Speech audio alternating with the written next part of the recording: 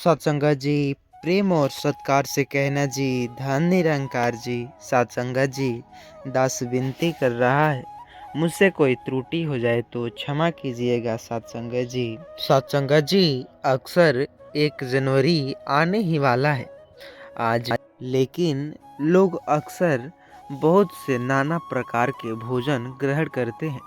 लेकिन आपने तो कर लिया, लेकिन जो हमारे घरों में जो गाय माता है, आपको पता नहीं है उनको यह एक चीज़ खिला देने से, ऐसा शास्त्रों के अनुसार बताया जा रहा है कि यह एक चीज़ मात्र खिलाने से अद्भुत चमत्कार होंगे।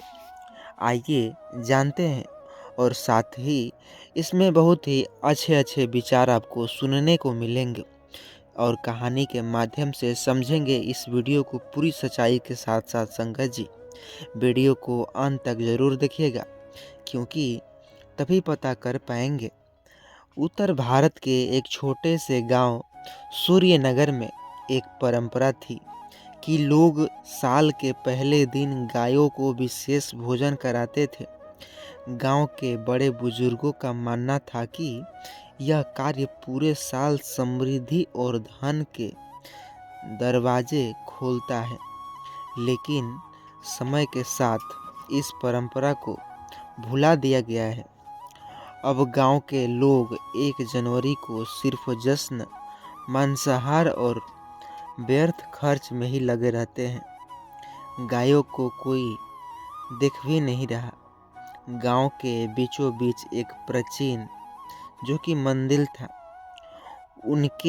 जिसके पास एक बूढ़ी गाय गौरी रहती थी। वह निर्जीव सी दिखती थी, क्योंकि उसे कोई भोजन या पानी देने वाला नहीं था। गौरी को देखकर लगता था कि उसकी अंतिम सांसें चल रही है।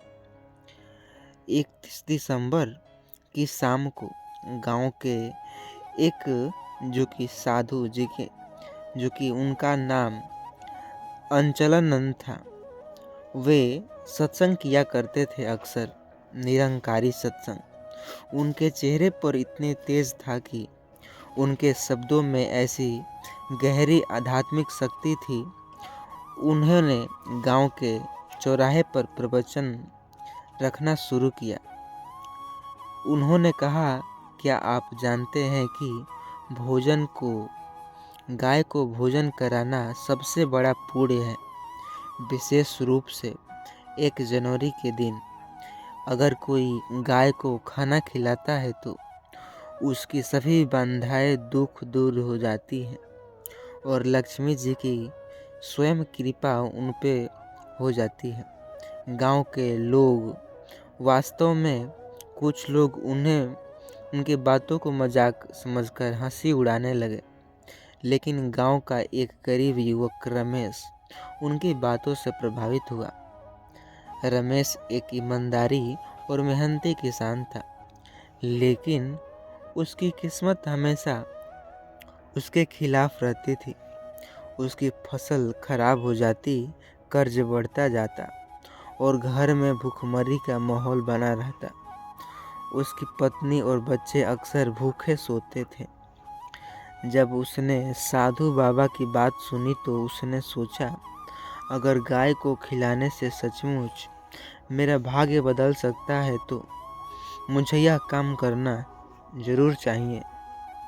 रमेश के पास खुद के खाने के लिए भी कुछ नहीं था। उसने अपने घर में इधर उधर से देखा और पाया केवल एक थोड़ा सा आटा और गुड़ बचा था। उसने ठान लिया कि वह इनसे रोटी बनाकर गाय को खिलाएगा। 1 जनवरी की सुबह रमेश उठकर रोटी बनाता। वह उस रोटी को लेकर मंदिर के पास पहुंचता, जहां गौरी गाय बैठी होती। रमेश ने प्यार से रोटी को गौरी के सामने रखा। गौरी ने रोटी खाई और रमेश की ओर देखा। उसकी आंखों में एक ऐसी चमक थी, ऐसा लगा मानो वह मुझे आशीर्वाद दे रही हो। रमेश को अंदर से अद्भुत शांति महसूस हुआ। अगले ही दिन रमेश के जीवन में अद्भुत घटनाएं घटी। उसकी खेत अचानक लहलहाने लगी। उसके पुराने कर्जदार ने कहा कि उसे कर्ज वापस करने की ज़रूरत नहीं है। गांव का एक बड़ा व्यापारी आया और रमेश का ज़मीन पर खेती के लिए बड़ी रकम देने का पेशकश किया।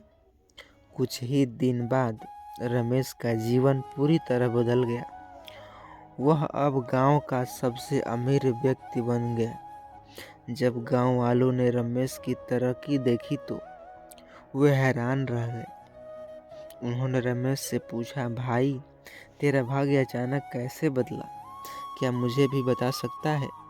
रमेश ने उन्हें निरंकारी जो महात्मा जी की बातें बताई।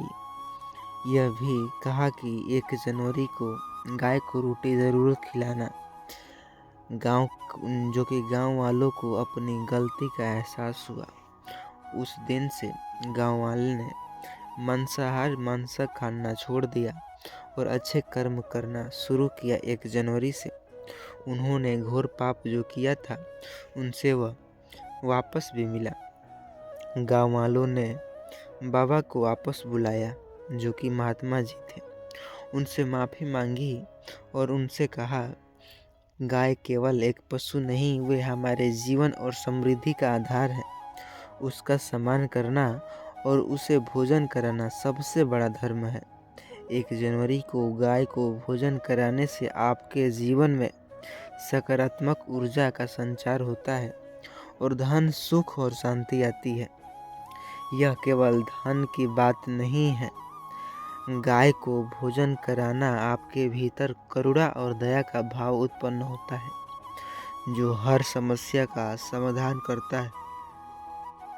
उस साल से गांव वालों ने 1 जनवरी को गाय को भोजन कराया अपना मुख्य कार्य बना लिया। गांव में हर जगह गायों के लिए चारा और पानी की व्यवस्था की गई प्रधान के द्वारा। धीरे धीरे पूरे गांव का ज़मीन बदलने लगा। फसलें अच्छी होने लगी, कर्ज उतरने लगे और हर घर में खुशहाली का माहौल छा गया। यह कहानी सिखाती है कि गांव की केवल एक पशु नहीं बल्कि एक आध्यात्मिक शक्ति है। 1 जनवरी को गाय को भोजन कराने से न केवल हमारी व्यक्तिगत समस्या हल होती है, बल्कि हमारे जीवन में समृद्धि और शांति का आगमन होता है।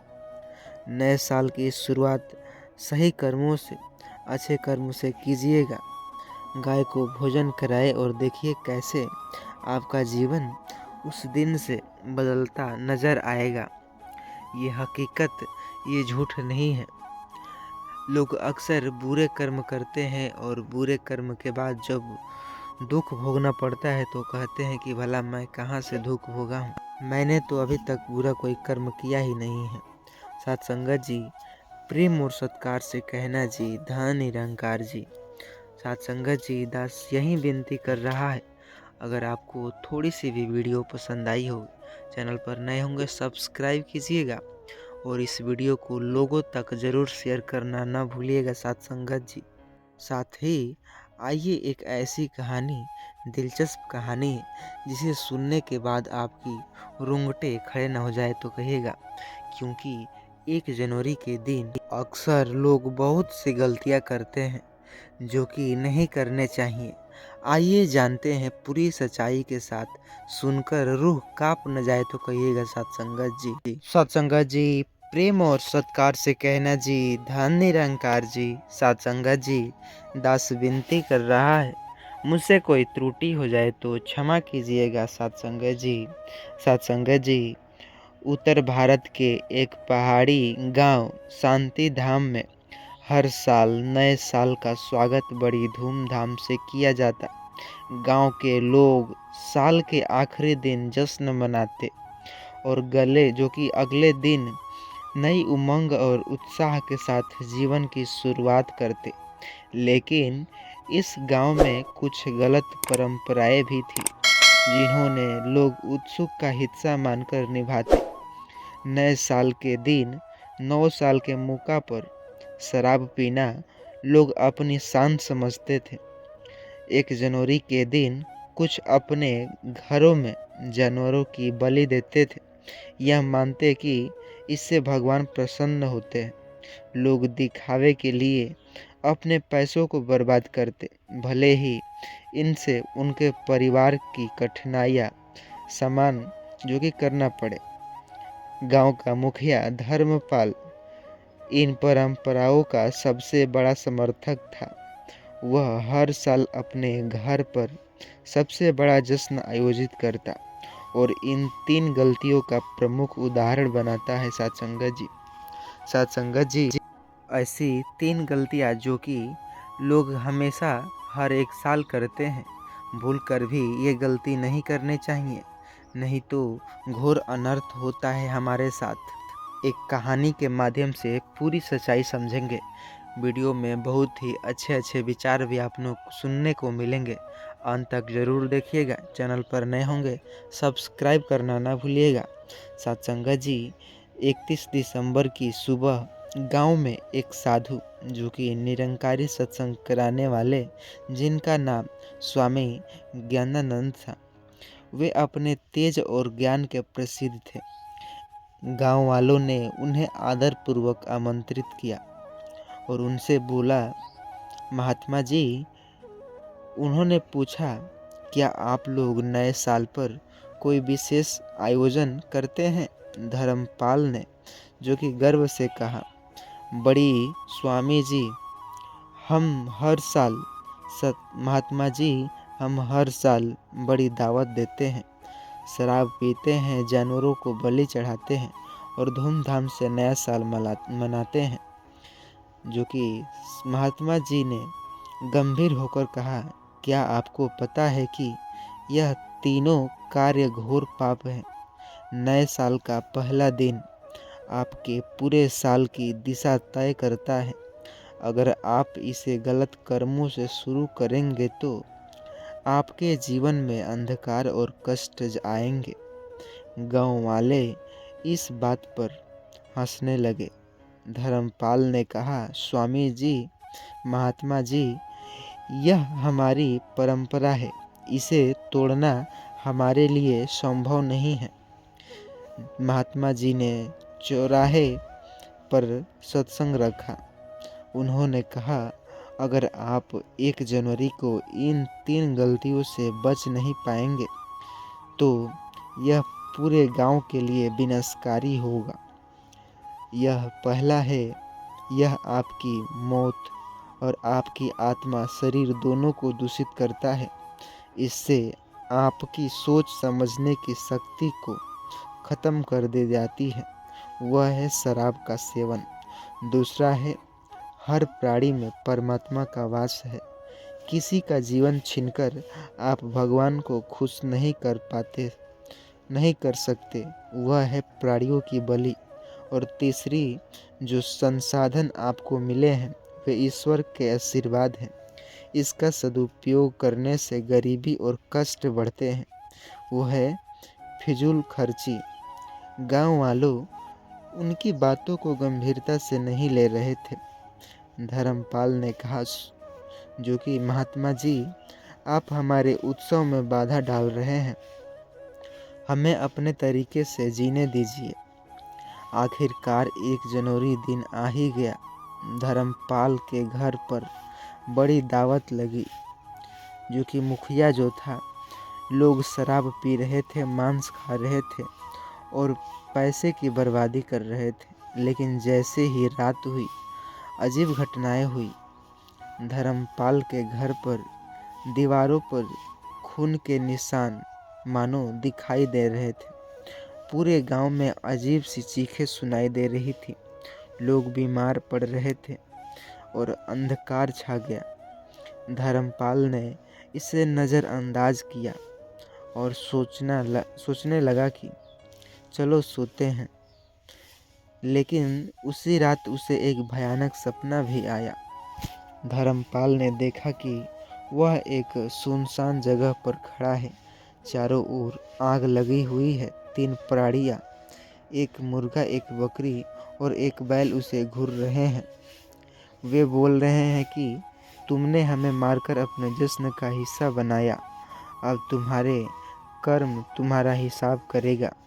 धर्मपाल ने काफ़ी मदद मांगी, लेकिन प्राणियों ने कहा तुम्हारा विनाश निश्चित है। अगले दिन गांव में आपदाएं शुरू हो गई। पानी के स्रोत सूख गए, फसलें बर्बाद हो गई। गांव के कई लोग गंभीरता से बीमारित हो गए, जो कि बीमार से पीड़ित हो गए। गांव वाले भयभीत होकर महात्मा जी ज्ञानानंद के पास पहुँचे। उन्होंने कहा, स्वामी जी हमें बचाइए, हमने आपकी चेतावनी को अनदेखा किया है। स्वामी जी ने यह कहा, आपको विनाश का कारण आपके मन कर्म है, लेकिन अभी भी प्रायश्चित करने का समय है। संभल जाइए, शराब का त्याग करें और अपनी आत्माओं को शुद्ध करें। प्राणियों की बलि बंद करें और हर जीव का सम्मान करें। फिजूल खर्ची छोड़े और अपने संसाधनों का सदुपयोग करना सीखें। दूसरों की सेवा में बिताएं अपना समय। गांव वालों ने स्वामी जी की बात मानी और यह प्रायश्चित किया। गांव में अपनी परंपराएं बदल दी। अब हर एक साल 1 जनवरी को सत्संग, दान और सेवा का आयोजन होता। धीरे धीरे गांव में शांति समृद्धि लौट आई। साथ संगत जी, यह कहानी का संदेश यह है कि नया साल एक नई शुरुआत है। अगर हम इसे गलत कर्मों से शुरू करेंगे तो हमारा पूरा जीवन प्रभावित होगा। सही कर्म, दया और ईमानदारी ही हमारे जीवन को सच्चे अर्थों में सफल बनाता है।